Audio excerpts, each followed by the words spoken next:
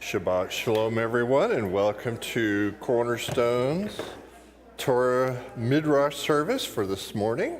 I hope you're all staying warm and dry. We're definitely getting winter coming here at Salem, Oregon, or Shalom, Oregon, I should say. So if you had to stay home today to stay warm and snuggly and dry, that's okay. Just join us, I hope, on live stream or later on YouTube. You can catch us there as well. No, you're fine. All right, got a good crowd today. That's fantastico. And we're going to start off. Today's parashah lesson is number 3, and it's Lecha. Okay, which, does anybody know what that means?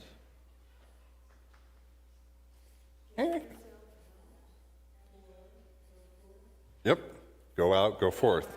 Just in case, the bulletins that you can get here in the front, that Pat's usually out there handing them out, Miss Dorothy puts that up in the Torah portion, so if you want to know what it means. And I encourage you to get one of these. Even you could take it home because there's a lot of phone numbers and names in case, I wanted to do this at Cornerstone. Who do I contact? On the back, there's a lot of contact information there, okay? But yeah, it means go forth or go out.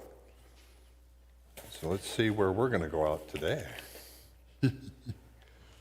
And it's in Bereshit, Genesis, chapter 12, verse 1 through 17, verse 27. And if we could all rise for the blessing of the Torah, if you're able to. We understand if you can't.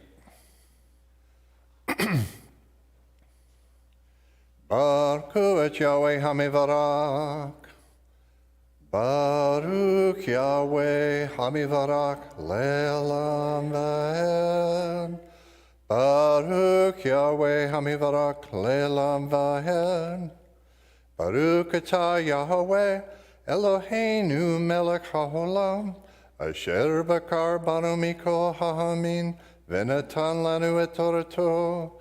Baruch atah Yahweh Baruch Shemo Notein HaTorah. Amen. Blessed are you, Yahweh our Elohim, King of the universe, who has chosen us from among all peoples and gave us his Torah.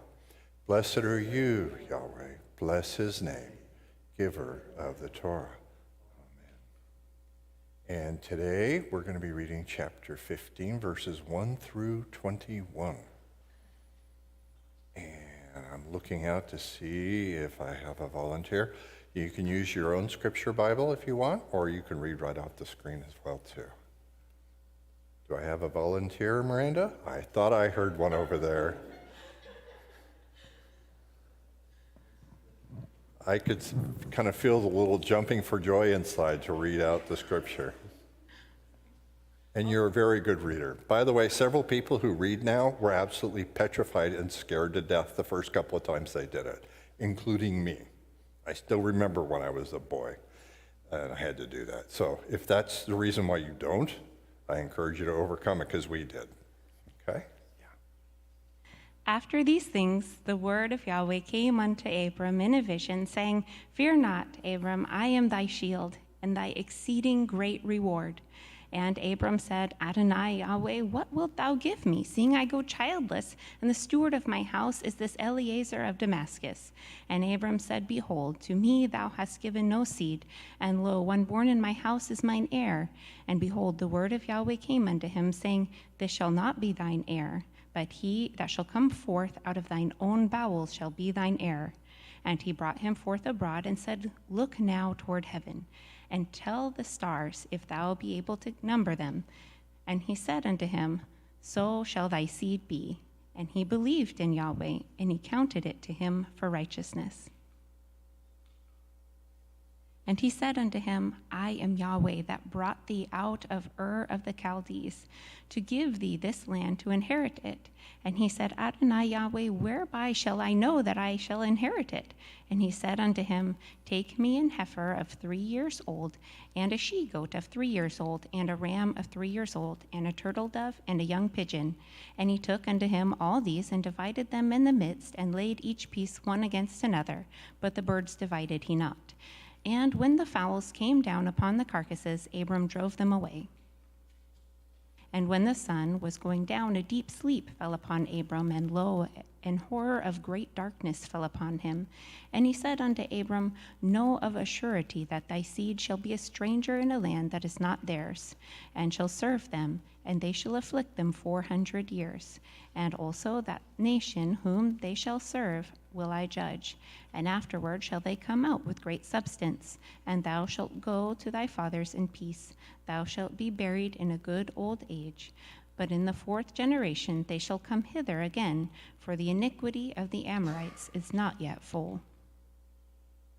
And it came to pass that when the sun went down and it was dark, behold, a smoking furnace and a burning lamp that passed between those pieces.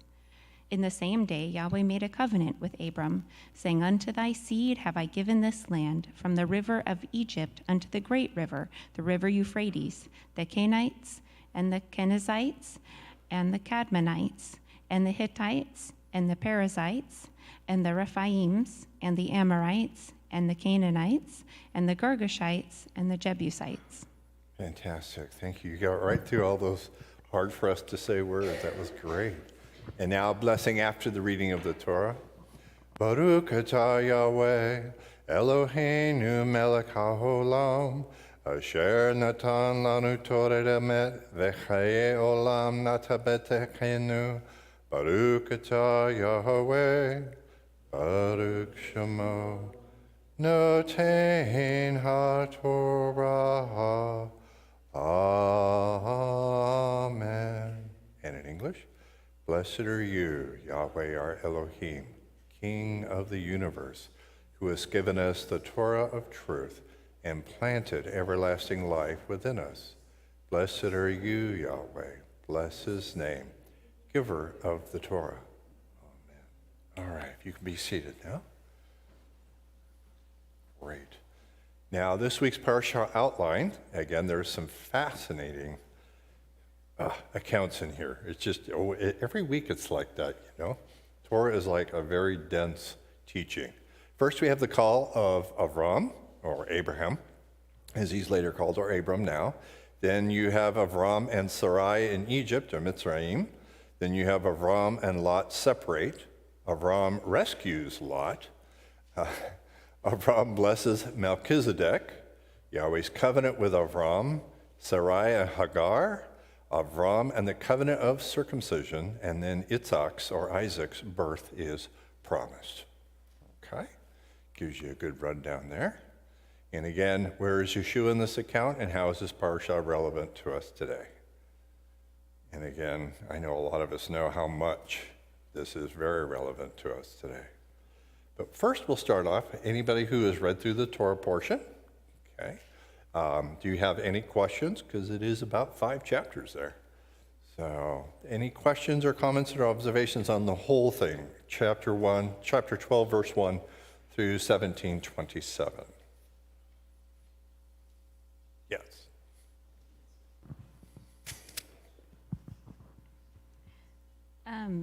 Aleph Beta mentioned that there in chapter 12, and comparing that to chapter 11, the people went east. They built a tower, but Abram built something for our Heavenly Father, and they were saying that he wasn't averse to making anything. He was going around in tents, and he wasn't averse to, creating something. And instead, he was doing it for our Heavenly Father, rather than for himself. In juxtaposition, they showed how many of the same words were used in order to compare them. But I really, really appreciate Abraham a lot and his character, and it's such a good example of how to be like Yeshua. Yep, that's a very good point, Virgo. I see a hand up in the back there, Tim. Tim's observing the comments on the live stream right now, which is fun. So this one's just a personal one, and after I read the Torah portion, I had a couple of questions that I asked myself, and one of them was, what makes a man? So this is applying to myself or to everybody. what makes a man have trust, belief, faith in Yahweh? You know, and then how do I become more like Father Abraham? Because he's a father in the faith. And those are just some questions that I have more, but I don't want to do all those, but there's just some stuff I've been chewing on. Because he stepped out in faith and he took, I would call them kingdom risks in a good way. And it's like, how do I take greater risks, even though it's uncomfortable? And like the last thing that Abraham did test was the binding, the Acadia, the binding of Isaac.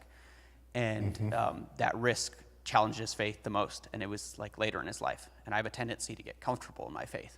And it's like, yet Abraham kept, striving to go to the next level in a good way. And that's really admirable. Going to the next level in a good way. That is a very good point. And yes, I agree with that, Tim, a lot. Yeah. So, first of all, I'd like to say thank you, Yahweh, for being my shield and my great reward. And he says, fear not, for I am your shield and great reward. And your first question is, how have you been called by Yahweh? I've been called in the same way. To have faith in that very statement right there, that he is my shield and my great reward. That I don't seek reward from men, but only him. He'll provide everything I need. And he is my shield against any enemies. So I'm very thankful for that. And I have a question which comes up. I don't expect anybody to answer it. I don't want to go down a rabbi trail on it. But just something that question in my mind. When he sacrifices the animals, it's a heifer, a she-goat, and a ram, so 2 goats and a heifer. And I always look at those sacrifices. There's significance to that, whether they're heifers, rams, or bull, a heifer or a bull. And in this case, it's of 3 years old, and I do not know the significance of that. They're exactly 3 years old. And anyway, that's one of my questions. It is a good point. I was noticing it again today also as Miranda was reading it. I'm going, okay, I know there's something there. But remember, a heifer is a female bovine that has not had calves or been mated or bred with anybody. It would be unusual to have one 3 years old, because I think usually would start around 2. But 3 years old, that's a little bit old, because once they've been bred, now they're a cow. They're not a heifer anymore, which is why the red heifers are in Israel, because they're basically virgin bovines, is what they are, and that's very important. But yeah, 3 years old, yes, I have often wondered about that too, and the other animals and the birds. Yeah. So I have a question. So it said, the Lord tells Abraham how long it's going to be, that Israel is going to be in basically Egypt, and it's like 400 years. So how many years from that point that he's talking to Abram, to the point that they leave Egypt? Is it like about 500 years, or give or take? That's a good question. I don't recall. So, but that would be probably close, if not in the ballpark. So I read that, and that's a long time. God makes this promise, and it feels to us like when he makes promises that it tarries sometimes, and I struggle with this. We live in an age of Twitter and Facebook, and I want it yesterday news, and the Lord just says, I've made a promise. Yeah. Trust me, it will come. And I struggle with that, and I think probably many of us do. And but he's faithful. He's faithful. I agree. I struggle with that too sometimes as well. And to give us a perspective, because we're so new here in the United States of America, we're really, really just barely not being wet behind our ears according to world history, really. That means that when the Plymouth Rock happened in 1620, it was 402 years ago. Just think if they were given something, to me, that's like, oh my goodness, that's way back there. But that's 400 years, So it gives us a better perspective here, a little bit more. Yeah. So just to back off of what Darren was saying, I don't know about with the animals being sacrificed, but I've always seen the 3 years as being, a lot of people look at that particular covenant as being one way, that it was just God making the covenant, and all Abraham had to do was walk through it, and he has his dream or whatever. But all of the true followers discipled for 3 years before they really could go out and minister to others. So maybe the 3 comes into factor with the animals, that maybe it's not such a one-sided covenant, but he's asking Abraham to actually make that commitment in a longevity kind of sense. Good point. Because you have the birds also. You know, they didn't split those. I don't know why. Maybe because they were small, but they didn't cut the birds in half. Yeah. I could be wrong, but I believe it's 490 years, 7 times 7. Is that right? So- Okay. Anyway, I could be wrong on that, but I believe that's what it was. Yeah, I haven't looked at that chronology for a while, especially relating to the flood. I was looking back again at the flood again, but then also the chronology of when they left Egypt and stuff too. It's all there. You just have to go back and research the dates and think backwards, because you count backwards, you go higher in the number, you know, BCE and PC. Yeah, Jill. Bouncing off of someone over here was talking about the difficulty of, Jason, how cool, of trusting in Yahweh. And I think probably every single person in here can relate to that. It's very difficult, like Tim was saying, it's very difficult to step out beyond our comfort zone. But something that I have found is the more I step forward in my relationship with Yahweh, the easier it becomes to trust him, because he is so completely faithful. And I'll think, oh, you know, something's not going right. He's not following through, you know, even though I know better. I mean, I know he's going to follow through.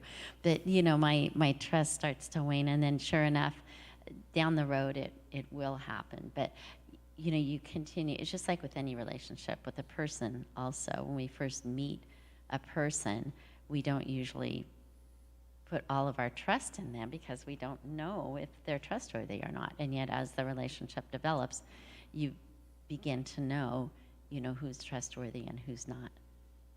Good point. One thing that was pointed out to me when we were living in the Middle East, and you know, I found it to be so very true, was that today they're Jewish people. Obviously back in the day they were more Israelites because you had both houses there, okay? But right now mainly the southern kingdom is the one that's represented there. But the Jewish people realized that the father of their faith is Abraham. What's interesting, and this is the part, and I knew about that part, and I went, okay, that's cool, got confirmed. But what I didn't know as much was the fact that the Arab people also consider Abraham the father of them. And they revere him very, very highly, very highly. I went, whoa, I was shocked. And part of that was, I was also told that in Christianity, you don't. He's there, that's nice. But he's not revered like that. So it's something to consider. Are we missing out on something by not doing that? As a balanced human, obviously he had his flaws, but his faith. I was reminded of what was being said about the parted animals and the covenant that was made with Abram, and how he was unable to walk through it, but yet great darkness came and sleep came upon him, and there was like a burning pot that was there and a torch, God answering by fire and going through there, which is really symbolic of the message of Messiah and how Messiah is able to fill that which we're unable to fulfill.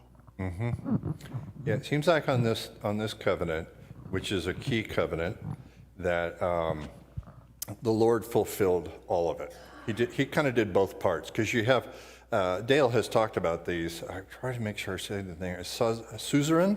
It's called a suzerain covenant. Okay, but a suzerain would be a king. Well, king have not peers; they have subjects below them. So it's a covenant that goes from the king down to his subjects. And this is that type of covenant. It's very commonly done. Sometimes the covenants are between equals, like when Jacob and his father-in-law Laban did one. That was between equals. But the other one is from top down type of a thing. And this one was like that. Yeah.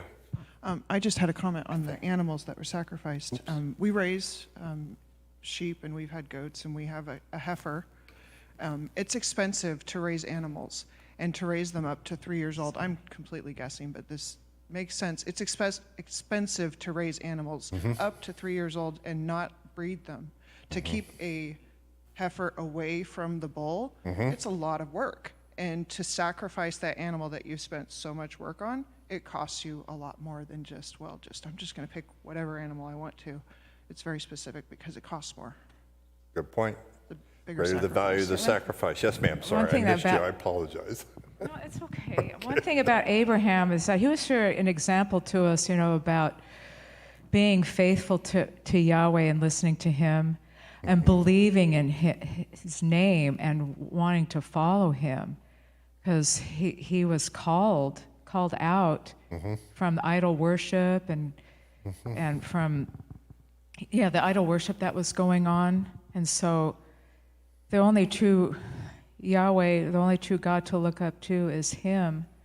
And so he believed, and his faith was so strong, and it was credited to him as righteousness. And so his belief was and his faith was so strong. So it's an example to us, just to hold fast to the faith and just walk in his word, and and just be humble, hear and obey. Just always have our ears and our eyes open to his truth spiritually. Yeah, I like how you said that too. You're referring to the word Shema in Hebrew, which is not just hear it, but hear and obey. Hear, O Israel, the Lord our God, the Lord is one. Right. The other thing is that was about the animals. I was thinking, well, the 3 years old, I thought, well, is that just a sign of maturity, that the animal is just strong enough and it was living life long enough, experience, to where, the animal can be laid down as a sacrifice, as part of the sacrifice of the animals that was before Abraham, as the covenant for his descendants. So, but I heard that in the Hebrew, that one was a bird that was plucked completely of its feathers. And I don't think it was a pigeon or anything that was 3 years old. It was something totally different, and it was a bird that was plucked. And it was supposed to represent Yeshua somehow. So anyway, I thought that was interesting. That is, yeah. Thank you. We've got a comment in the back, yeah? I got a question. As the animals that were sacrificed, was that an atonement for sin, or was it a ritual? It was not an atonement for sin, no. Not all the sacrifices had anything to do with sin, actually. In fact, most of them, at least 4/5 of the sacrifices done before the temple, before the tabernacle, but also during them, had absolutely nothing to do with sin. Sin was just one type. What was the purpose of the? Good question. What was the purpose? David? It's a very good question, Michael. Well, I think the example we're seeing is the covenant that God made with Abraham to call him out and to be a set-apart people, and he was the beginning of it. And to show importance and the value, like you were talking about, takes a long time. You got all that money invested in a heifer for 3 years, you can't get the investment back. So that shows great value. Also, the shedding of blood was a very serious matter, very serious, and it was not to be done incorrectly. That was a double negative. You weren't supposed to do it the wrong way, okay? So when you did do it, then it had to be the right way. That's why Jesus, Yeshua on the cross, shedding his blood for us is so critically important. It seals that new covenant. It fulfills a bunch of the old covenant, doesn't finish it, but fulfills a bunch, but it really seals that new one in place when he shed his blood. Very important, yeah. So this type of sacrifice was the splitting of the animals and walking down between it. When two people would do that, it meant death to the person that broke it. Good point. That broke it. And that's why Yeshua walked between those. And it's a picture of his dying for us sins. And Abraham wasn't in there. So he took on, Abraham and his children broke that covenant. And basically, he took on that death that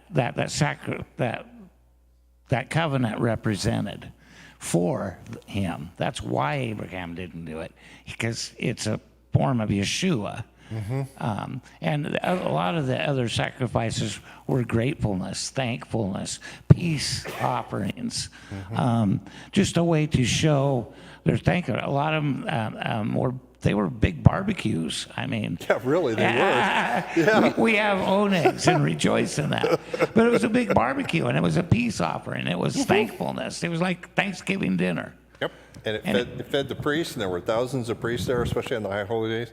Yeah, it was like a big festive party barbecue. Yeah. Yes, sir. So I really kind of wanted to touch a little bit on the online comment that was made about the how do we know about if we actually have faith or not, and how do we act in that. And I think it's very simple: action. Even if you don't have quote unquote faith immediately, well, that's not something that you automatically just have. It's something you have to act upon first. It requires movement. It requires decision making. All of that implies action. Another one as far as to the age of the heifer as opposed to different sacrifices. Most of the sacrifices were of 1-year-old. And the thing that I find interesting about that is within a year-old, you're still within the realm of complete innocence. Now, conversely, you go to the heifer, which is 3 years old. Why is that? I believe that has more to do with making sure that there are no blemishes. There is nothing out of the ordinary from the red heifer, because a single hair out of place disqualifies it from being able to be used as sacrifice. So that allows a bit of time to make sure that there are no blemishes. And again, like was said earlier, the amount of time and effort that's put into it definitely makes a lot of a bigger sacrifice to the individual that's producing it. Very good points. Thank you. That was very good. And remember, a lot of these people are not very wealthy. That could have been, Abraham was, but he became more wealthy later on. But some of these people, when they went up to do a sacrifice, remember they said, look, if you can't afford this, step down the economic ladder. If you have to, do a turtle dove. Some of these people did not have a lot, and this was a very agricultural economy here. Only some people, small percentage, were city dwellers. Okay, good stuff, very good stuff. So I was thinking of one thing, and it was funny because Jill and I were chatting this morning, and something else came to her right away. She goes, I really liked how you asked that first question, how you've been called by Yahweh, because it tied in with what Michael was sharing in the main service in the sermon the other week. And I went, that I had an inspiration for a different reason, but it's true. Okay, and that to me is how this is relevant to us today. And that would be, does Yahweh stop calling people like he did Abram? My answer emphatically would be no.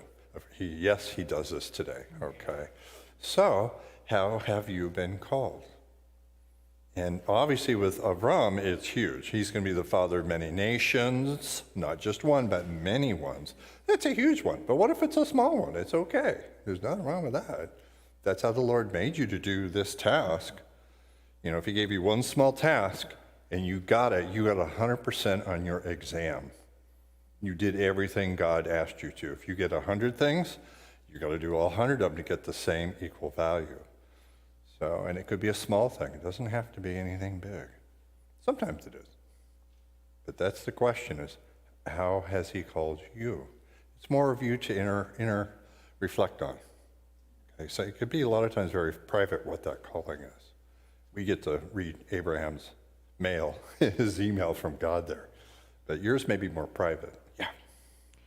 I was actually really excited about the question, because the first thing that occurred to me is that it ties in with what Pastor was saying last week. And so I was like, as I'm really praying over it and really pondering, what have I been called by Yah to do?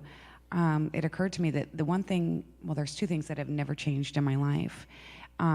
Once Yahweh showed me that I had a heart for women, which was really crazy with my upbringing, that I would have such a heart for women, but to be brought into the women's ministries and given the opportunity to do what I spoke of last week, which is that gift of encouragement, because women in crises, we're not as fruitful as we can be. And somebody to walk you through that is absolutely important for women. And the other one was homeless ministries. And these are two things that no matter how much time I devote to it, I never feel depleted. Never, ever feel depleted. And I guess to answer B, the second part of that is, the pandemic did a lot to shut things down. I was actually working with Samanka House, and going in, and they were actually calling me to go in more frequently because it's supposed to be once a month that you go in there. And the relationships that were established there made it all the way through the pandemic. It made it through that. The women's ministries thrived, and it tied into the homeless as well. So not that, having something shut you down doesn't set you back, but I'm excited to see where he's going to take me and who he's going to lead me to. That's really neat. I got a hand in the back. Kevin's going to get there before Craig. Look out. These guys are hoofing it. Yeah. I think one important thing to think about as far as our calling is, we all tend to want to be called to be, king or queen or something like that. But I mean, when you look at Abraham, for example, he was called to be a father of many nations. I mean, I think some of the simplest things that Yahweh gives us, in our terms, simple, but they're not simple, are oftentimes our most important callings. So, our role with the other people in our household, whether we're a mom or a dad or a husband or wife or whatever, those are very, very important callings that I think we need to devote as much as possible to. And certainly there are ministries out there that many people are called to. But I think sometimes we miss it when it's a part of our everyday life. And yet it says to do, everything that you do as it is unto Yahweh. So if I'm the garbage man, that's collecting people's garbage, well, I don't know about you guys, but I really rely on our garbage man. When they're not there, life falls apart. But, if I'm the garbage man, I'd probably be the garbage lady. But it's up to me to do that with all of my heart, because that's where Yahweh has put me. Yeah, Darren. So I was thinking of the same lines as she was. We're all called by Yahweh to do something. And I don't think it ever stops. I don't think you're called to do one thing, and then you don't have to look for another calling. Because he's wanting to speak to us, and he's calling us to do little things. We should constantly be listening for his voice, to call us to do even small things. Some people get so caught up, well, I'm called to be this, and that's their whole life, and they miss the other things. Another thing I would like to mention is, especially with new believers, he ain't calling you to be the perfect saint right off the bat and fix everything in your life. I believe he calls you to do one thing at a time. Ask him what that one thing is. I believe we should all be confident. What is the one thing you are calling me to do now? He doesn't overload us with a bunch of stuff all at once. I believe everyone in this room is being called to do one thing. One thing, which leads to another thing. So, what you were saying, he's calling everybody. And I believe he continues to call. He called Abraham to go to this land, this new land. And why does he start out, fear not, Abraham? Well, Abraham goes into this land. Giants are in this land. He's facing the same thing the children of Israel face. I mean, they're giants. It's probably overwhelming for him. He's a little worried. That's a good point. Yeah. So it's Shema. That's the faith, and that's what we got to do. Here, we got to listen and obey whatever he's doing, and we're just like Abraham. I agree with Darren on that we're being, all of us are called. But I believe also that to add a little snippet to that is that we're also called, all of us are called from the very beginning to love the Lord our God with all our heart. And when we do that first, See, people think immediately I should be called into some kind of a ministry and I need to take this over and I need to do this and that, but I don't know if I have all of that information and how to do that. God didn't ask us to do that. He said, love the Lord your God with all your heart, your soul, and mind. When we do that, and we have that desire, and we start looking into his word, and we start learning from him, he opens the doors. You don't have to go search for it, because you're going to know. He opens the doors, and he says, here's where I need you to step in today. And it might be just a word to somebody, but this is what I need. And that's what you're saying, the little things. Here's what I need you to do today. Here's what I need you to do tomorrow. But for now, love me. And when you love me with all your heart, you're going to know, because I'm going to open that door. And you know, his spirit talks to you and puts you in that place. Very good point. Okay, hang on just a sec. I think I got Tim up there. Yeah, this is just a personal comment. It's nothing online. I was going to say, it's funny because there's a song that I listened to a while ago, and the song is called Dream Small, which is kind of funny because we put so much pressure on ourselves to try to get this, all this stuff right, where it's like we can just do little things. I believe that there is the bigger dream, and we should chase those, but there's also the tiny little dreams that we've got to get along the way, just like even talking to someone at the store and just seeing how their day's going. And it's interesting that when the Lord calls us, it seems like everybody's got that thing they've got to overcome, or it's like someone else in their life doesn't have to deal with that, but we have to deal with that. It could be any area in our life. And then we're like, how come they don't have to deal with it? But it's like they have other stuff they have to overcome. And then we have this certain thing. And a lot of times it deals with fear, or it's a nerve-wracking area, but it seems like that's what the Lord calls us to. Okay, good. Yeah, Jason? So the question is, how have you been called by Yahuwah? You need to hold the mic up. There you go. The question is, how have you been called to Yahuwah? And looking at that second part of the greatest command about loving your neighbor as yourself, and the scripture in the Shema talking about impress the love of Yahuwah upon your children.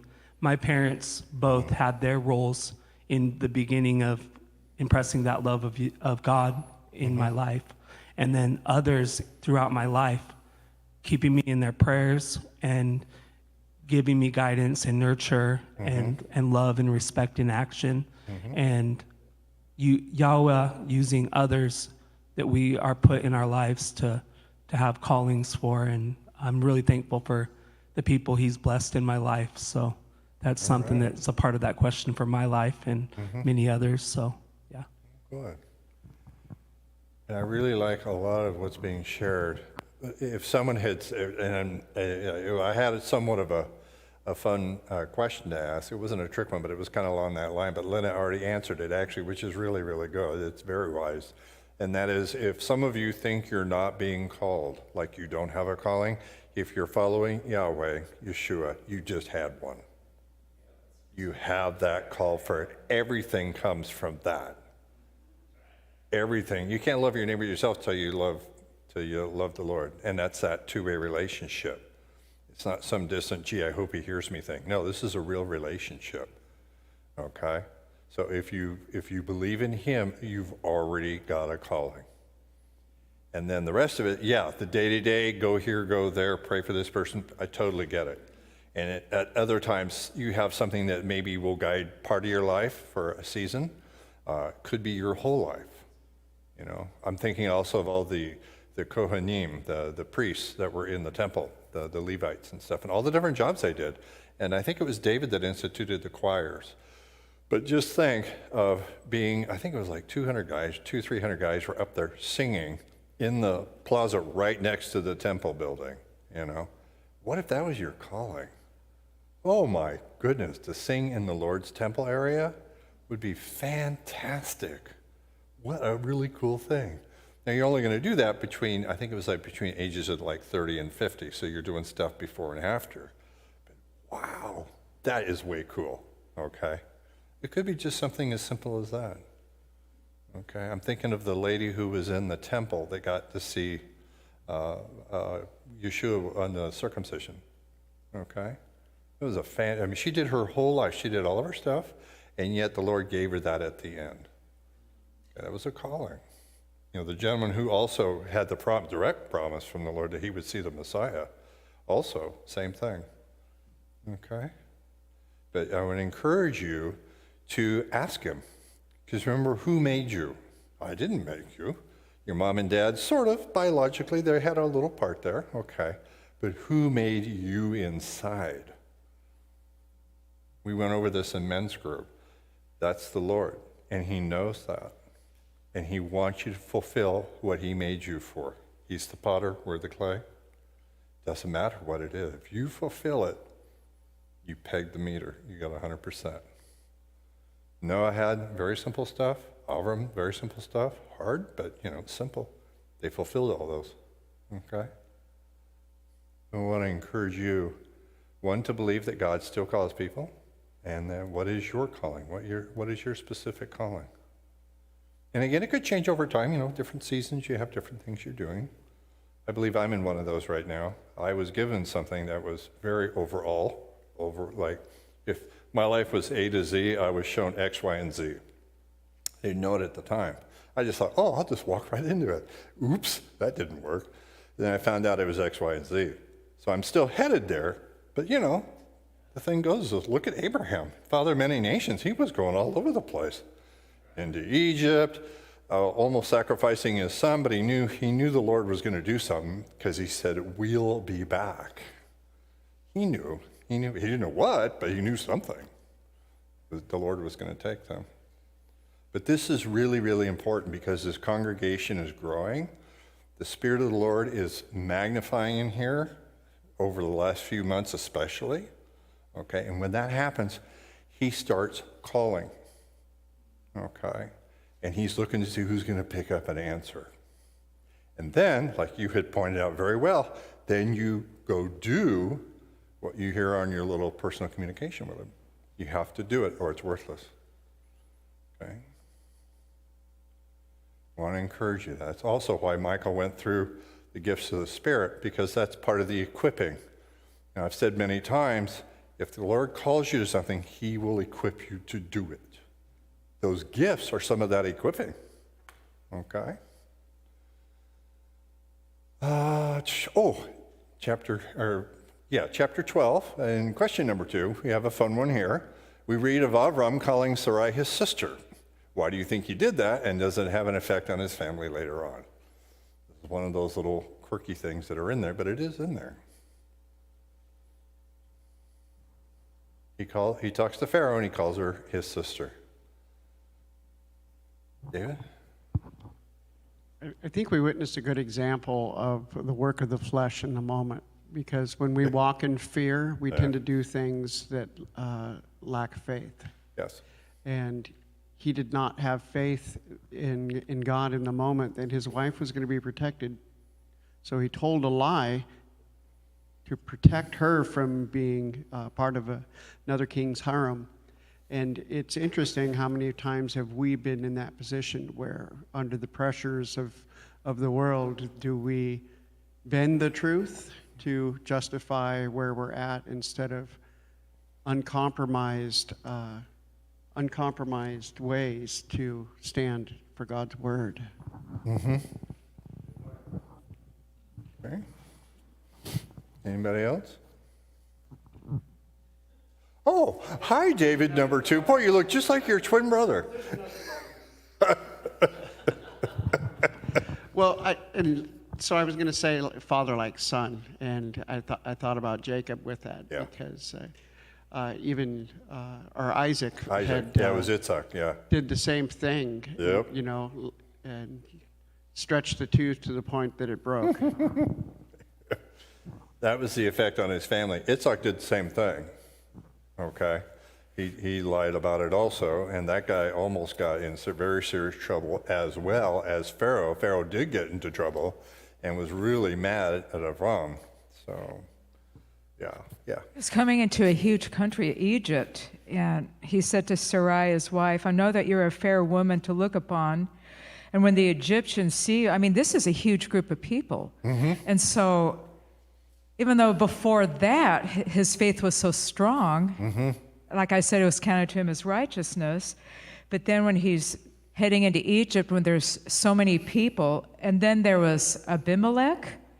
That fear just set in. He had that fear, and he just didn't want he feared that his wife was going to get hurt or taken away from him. And so he said, well, just say that you're my sister. So he feels like, he has a sense of his comfort zone along with them. But, he told that, I heard it's a half-truth because I think he said it was his sister because she wasn't born of his mom or his father. She was a half-sister. Yeah, it was a half-sister, but it was still a lie. It was still his wife. He didn't come out to the Egyptians and say, well, this is my wife, don't touch her. Right. But since Yahweh appeared to Abimelech in a dream, not to touch him because, he was as good as a dead man and should, but it wasn't only was he saying, he didn't say, well, don't sin against Sarah. Yahweh didn't want to sin against him, and so not to touch her or defile her in any way. So there's a lot. There's a lot going on. Yeah. Yeah. So we just have to make sure we don't have that spirit of fear. Yep. And as you're passing the mic there, I think gentlemen here, and then Miranda will be afterwards. Sometimes I've noted, and the Bible is very unique in this. If you read through ancient accounts from other ancient Near East civilizations. The king is always the best thing since sliced bread. He killed billions of people. And, was it millions last week? Well, now it's billions. And they pump themselves up. They don't show the bad stuff. The Bible does not do that. The Lord, when he had it written, you see the good and the bad. And it seems even after a great victory in Abraham's life, he dipped down here. Elijah did the same thing. Remember that big drama in Mount Carmel? All those prophets were slain. The fire came down. What was Elijah's response? He ran away and hid because Jezebel threatened him. So yeah, you're going to have ups and downs. It's kind of normal. You try not to have the downs, but don't beat yourself up if you have them. Just pick yourself and get going again. Yes, sir. So I think we also have another example as to the same scenario, a little bit different, and a little bit further ahead in the scripture when we talk about David and King David and with Bathsheba and Uriah.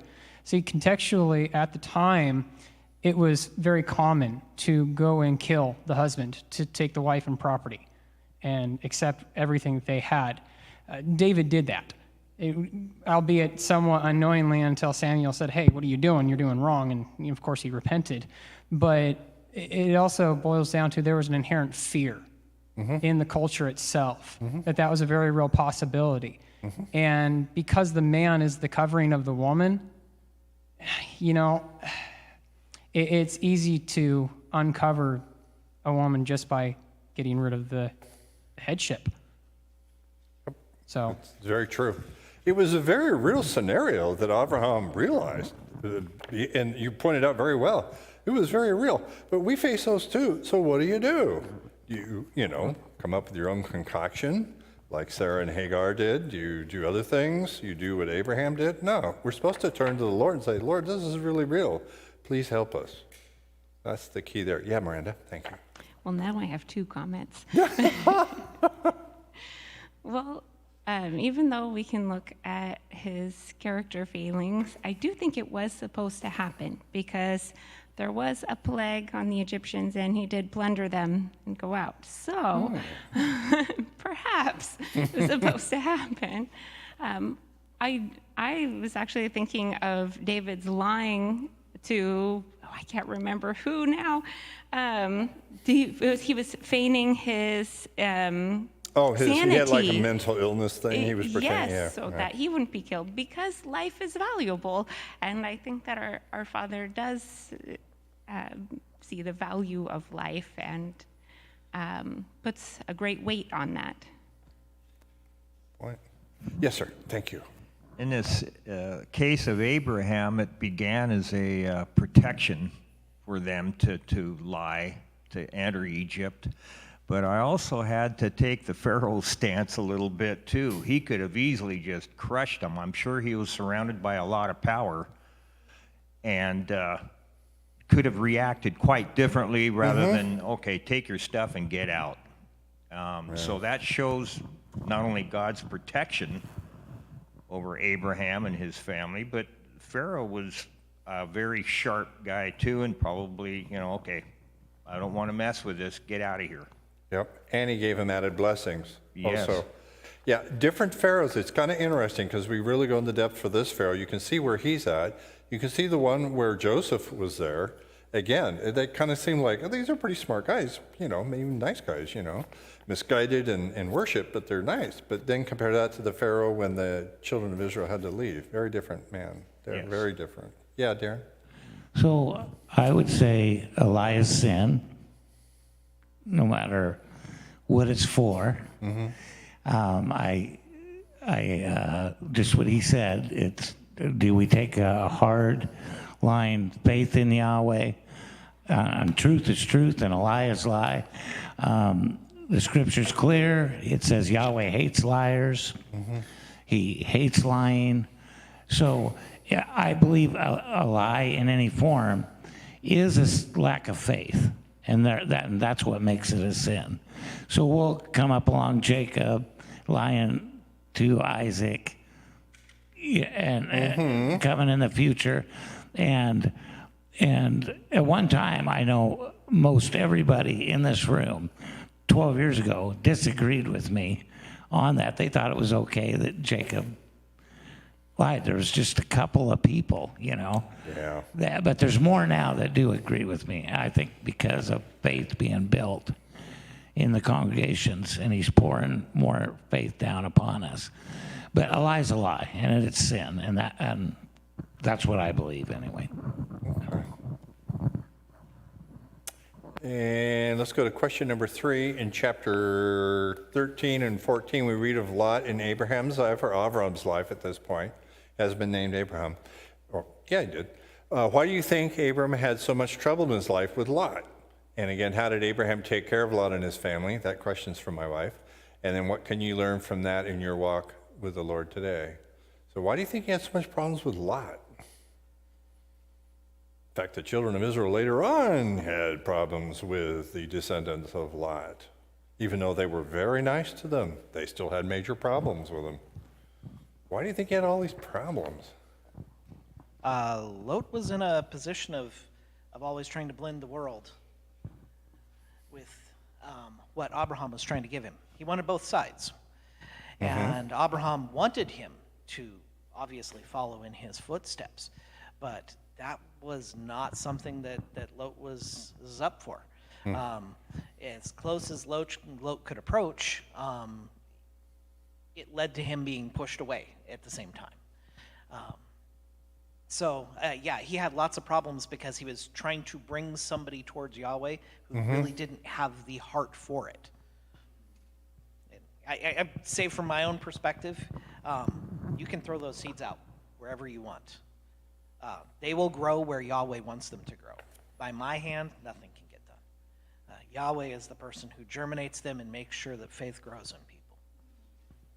It's kind of interesting. We get different sayings from the Bible sometimes, like the handwritings on the wall. That's from Daniel, right? When the kingdom fell to the Media Persia Empire. There we go. I get that right.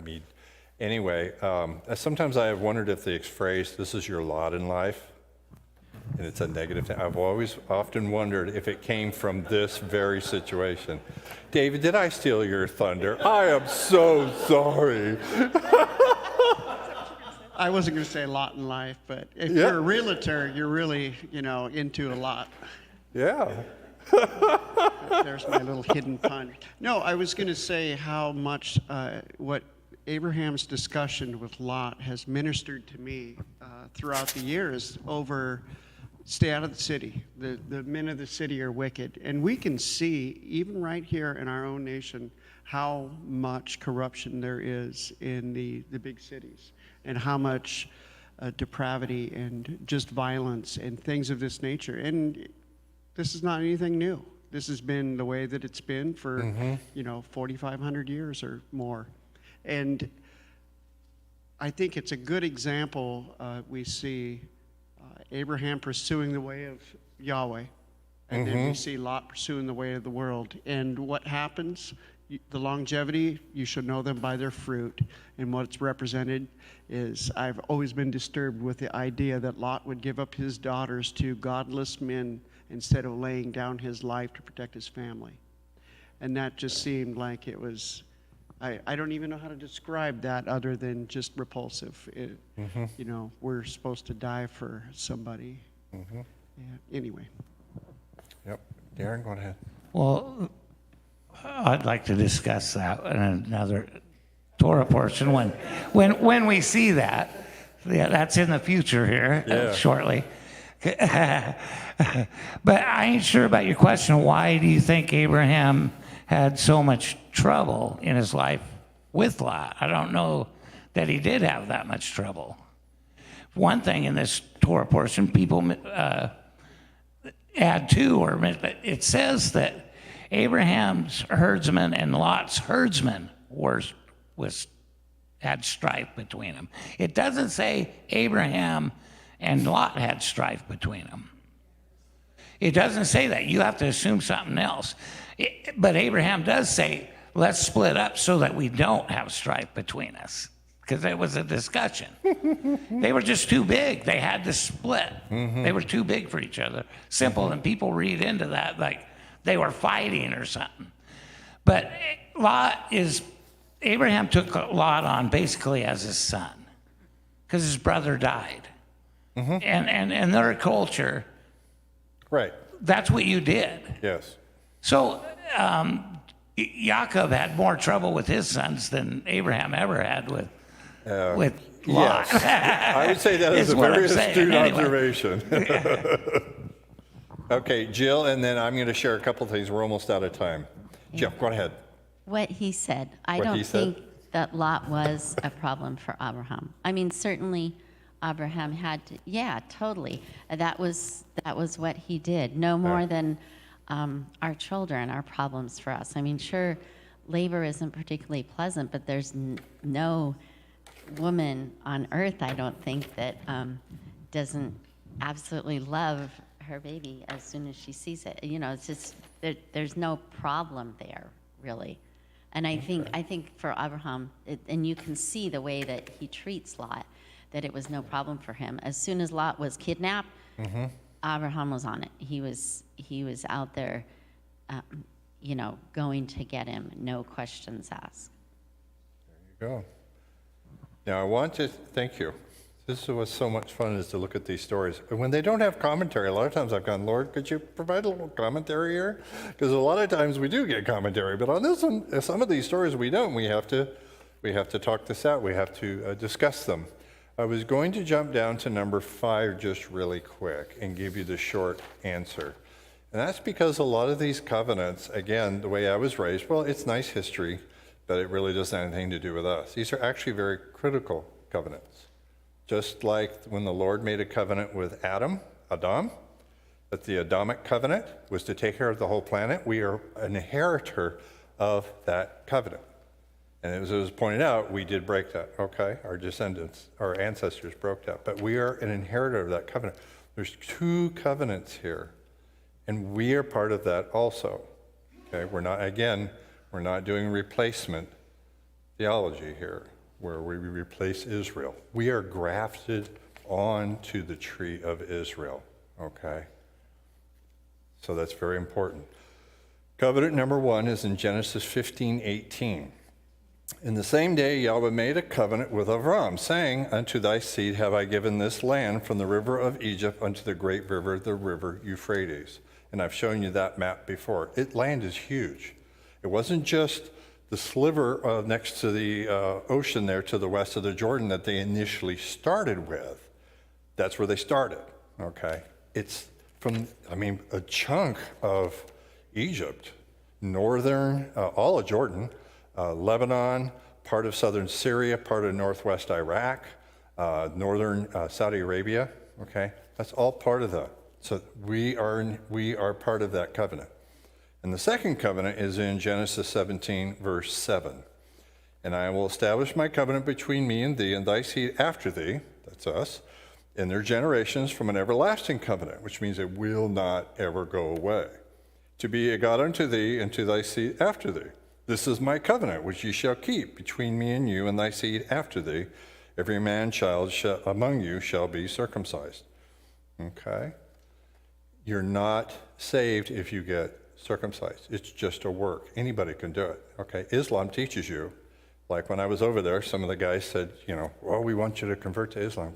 I said, okay. So let's say I did. What would happen? And they gave me their little statement of faith. Okay. I go, what would happen after that? They said, we take you right down to the hospital and get you circumcised.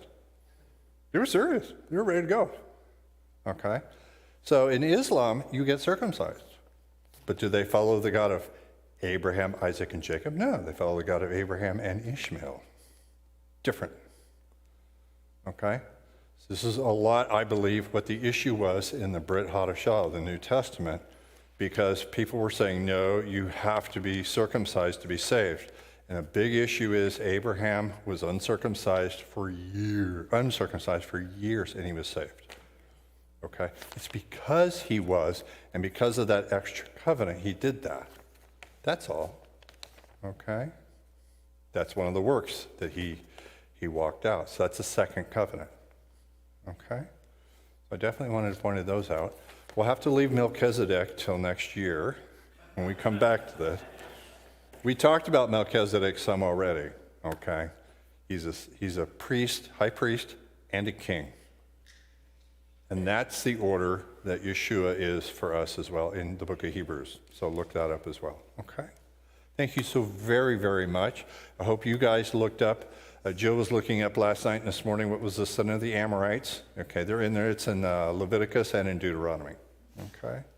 But thank you again. We're going to take a short break and then come back for our main service.